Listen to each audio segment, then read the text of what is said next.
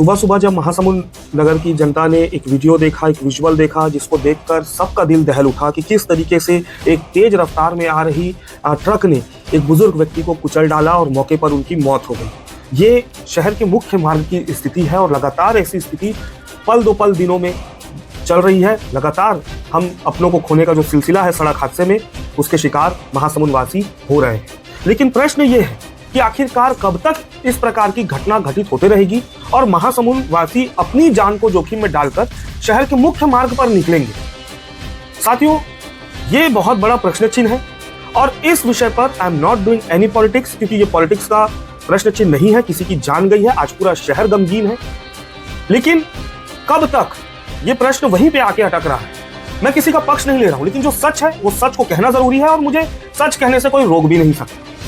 Mahasamund bypass निर्माण के लिए तत्कालीन नगर पालिका अध्यक्ष श्रीमती राशि त्रिभुवन महिलांग जी ने ईमानदार प्रयास प्रारंभ किया और इस विषय को लेकर वो पहली जनप्रतिनिधि जो केंद्रीय सड़क परिवहन मंत्री से मिलकर निर्माण प्रक्रिया को गति दिलाने का प्रयास किया। और इस सार्थक प्रयास की आलोचना, समालोचना, व्याख्या इतनी नकारात्मक हुई कि अनेक लोगों के पेट में फोड़े फूटे, जीभ जली और पता नहीं क्या क्या हुआ।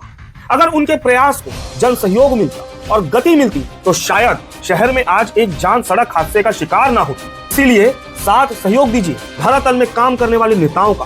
कागज वाले केवल आपके शहर के विकास को स्वयं की भांति रद्दी के टोकरे में रखना चाहेंगे। भारी मैंडेट, भारी बहुमत के साथ यहाँ पर हमारे नेता जीत कर आ रहे हैं। हमने उनको लीडर बनाया है, वो हमारा प्रतिनिधित्व करते हैं। आज वो कुंभकर्ण की नींद में क्यों सोए हुए हैं? एक घटना अगर घटित होती है तब हम आवाज उठाते हैं 4 दिन 5 दिन, उसके बाद हम दूसरी घटना का इंतजार करते हैं क्या कि जब दूसरी घटना होगी, जब अपनों की जान जाएगी सड़क हादसे में, तब हम बाईपास निर्माण की मांग उठाएंगे। और इस विषय को मैं इसलिए कह रहा हूं कि तत्कालीन नगर पालिका अध्यक्ष श्रीमती राशि त्रिभुवन महिलांग जी के साथ मुझे भी सौभाग्य मिला था कि मैं भी केंद्रीय जो सड़क परिवहन मंत्री नितिन गडकरी जी, उनसे मिला था और मैंने देखा था कि श्रीमती राशि महिलांग जी बाईपास निर्माण को लेकर कितनी सजग थी। और ये बाईपास निर्माण होना इसलिए भी आवश्यक है क्योंकि शहर की आबादी बढ़ रही है और जो मुख्य मार्ग है जो शहर से गुजरता हुआ निकल रहा है, वहां पर लगातार चाहे हाईवा हो चाहे ट्रक्स हो, वो इतनी तेज रफ्तार से और भारी मात्रा में ये ट्रक आवागमन कर रहे हैं जिससे लगातार ऐसी घटना घटित हो रही है। और ये कोई आज की बात नहीं है, सालों साल से ये चल रहा है।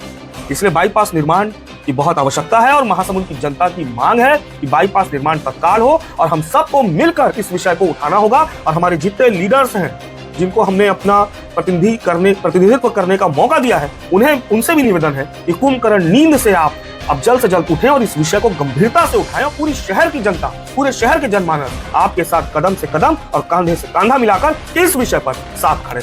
जय हिंद, जय महासमुंद।